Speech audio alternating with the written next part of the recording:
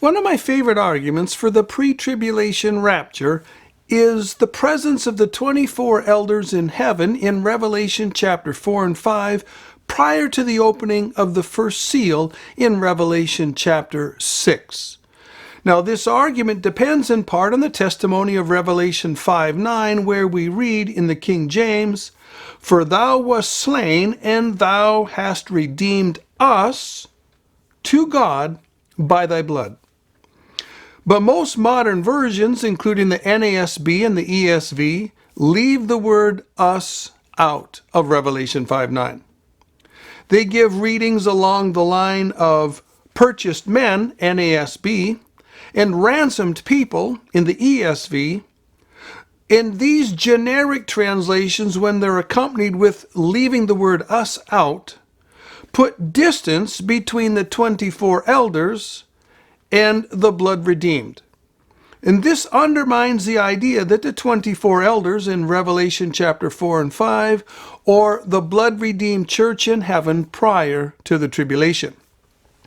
So are the modern versions correct for leaving the word us out? Or are the King James and the New King James Version correct for leaving the word us in?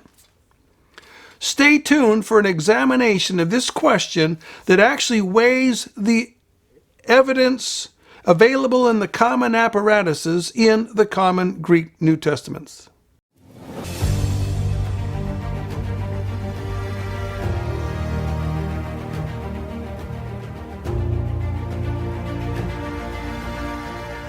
Hi there, I'm Lee Brainerd. Welcome to Soothkeep and another edition of Prophecy in the Crucible.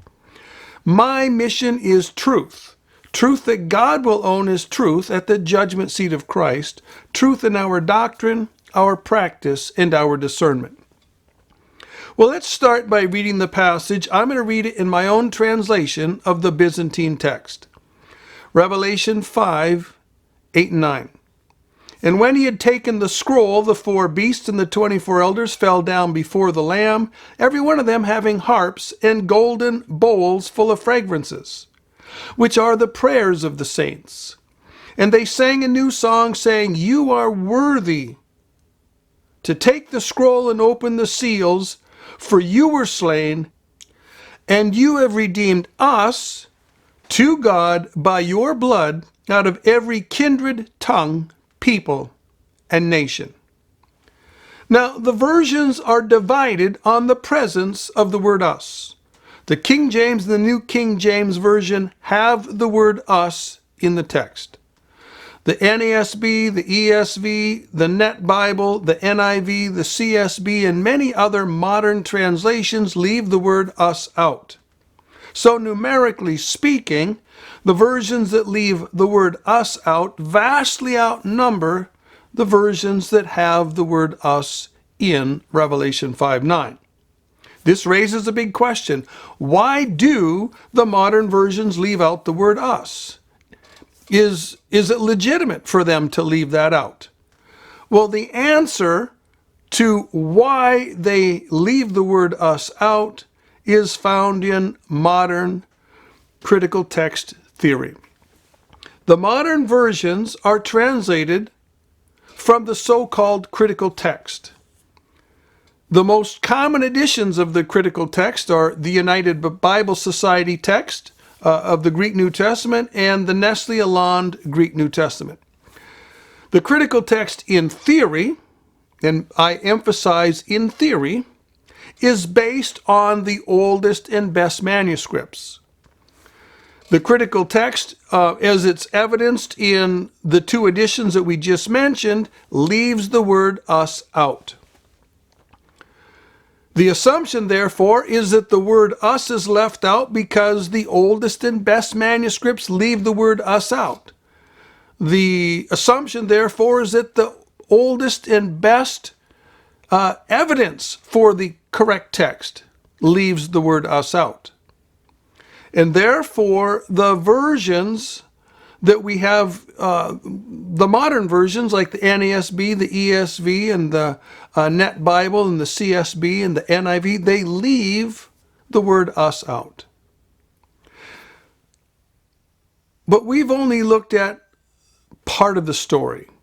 There's a dirty secret about the critical text. You have to understand that the critical text does not follow the principle of the majority reading. It does not pursue the majority reading amongst the uncials or amongst the broader Egyptian text family. It doesn't follow the concept of the majority reading amongst the uncials in conjunction with all the testimony that's concurrent with it amongst the fathers and the early versions. It frequently assigns more weight to the five main uncials, Aleph, A, B, C, and D, than it does to the other uncials, and far more weight than it ascribes to the early versions and the citations from the early church fathers.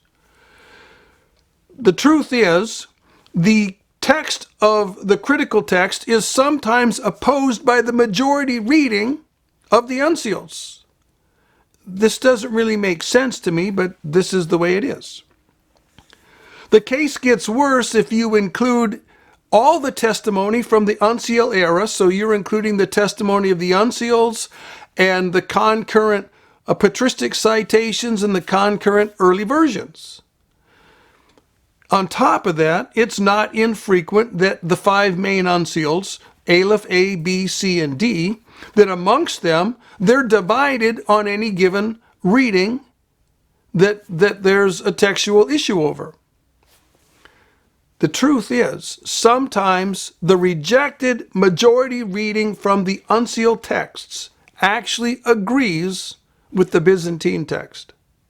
And this is especially true if we regard the whole uncial era testimony and not merely the uncials themselves. In other words, we regard the uncials and the church fathers that were in that same era and the early versions that were in the same era.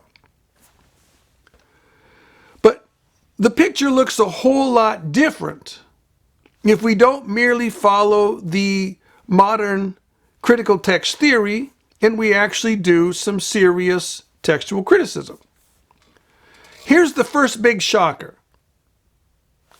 Leaving the word us out of Revelation 5:9 is only defended, folks, by two witnesses. Yes, you heard me correct, just two witnesses. There's one uncial, Codex A, which is Codex Alexandrinus, and there's one early version, which is the Ethiopic version. Folks, this is a very weak case for leaving the word us out of Revelation 5:9. Here's the second big shocker.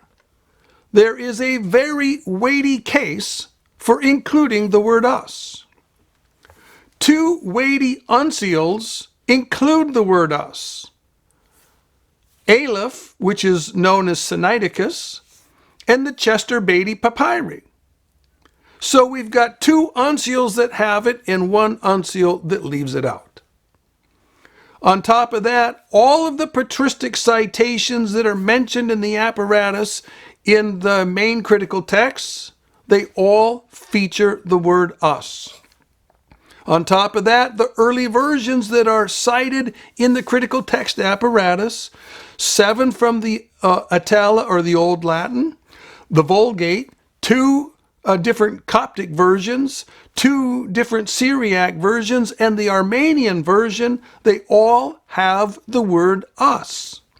On top of that, you have a vast array of testimony from the Byzantine texts, typically minuscules, that feature the word us. Now, this is a tremendous pile of evidence in favor of having us. If we simply followed the majority reading of the uncial texts, we would be forced to go with the word us, including the word us. If we equally weighted the testimony of the uncials and the contemporary patristic citations and the contemporary early versions, it's a slam dunk for including the word us. Folks, this is a great example where the text of the critical text doesn't give us the best attested reading from the uncials and the unsealed era. It gives us a reading that disagrees with the Byzantine text. The dirty truth is the critical text has a predilection for non-Byzantine readings. And the editors oftentimes take non-Byzantine readings, even when the majority of the unseals and the majority of the unsealed era testimony sides with the Byzantine reading. This kind of prejudice, folks, does not belong in textual criticism. The truth is, if we allow the fundamental rules of textual criticism to do their job, to prevail, it is safe to conclude that the original reading in Revelation 5:9 was purchased us to God by his blood. There's one relatively early scribal era that left out the word us, and this gave us purchased to God by his blood. And notice there's no direct object there. There's a hole in the text. This is why the modern translators, when they translate Revelation 5:9, include a direct object and they supply men or people or something of that nature. The grammar demands a direct object that is not there in the Greek text, and so they add a direct object like men or people. There was another rare scribal error that left out to God, and so then that just leaves us with purchased us by his blood. But the vast majority of the witnesses from both the uncial era and from the minuscule era, in other words, the vast majority of the textual evidence from the Egyptian family as well as from the Byzantine family, give us purchased us to God by his blood. This isn't even a fight between the Byzantine textual tradition and the Egyptian textual tradition or the eclectic textual tradition.